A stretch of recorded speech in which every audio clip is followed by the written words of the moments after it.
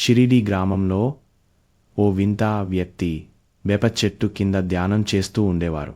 ఆయన రూపం సాదాసీదాగా ఉన్నప్పటికీ ఆయన నుంచి వెలువడే కరుణామయమైన ప్రభ భక్తుల మనసులను ఆకట్టుకుంది. చిన్న వయసులోనే బాబా సాదాసీదా జీవితం గడిపిన ఆయన మాటలు, పనులు లోకాన్ని ఆశ్చర్యపరిచేవి.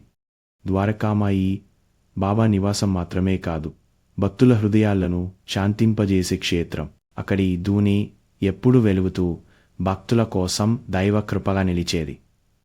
బాబా తానే భోజనం వండి పేదలకు అన్నదానం చేసేవారు. ఆయన కరుణామయ హృదయం ప్రతి జీవిపై ప్రేమ చూపేది. సాయి బాబా ఒక్క చూపుతోనే రోగులను నయం చేసేవారు. ఆయన కరుణాదృష్టి భక్తుల విశ్వాసానికి నూతన శక్తి ఇచ్చేది. ఉడి అనేది బాబా భక్తులకు ఇచ్చిన దివ్య ప్రసాదం. అది శరీరానికి మనసుకి శాంతిని ప్రసాదించేది.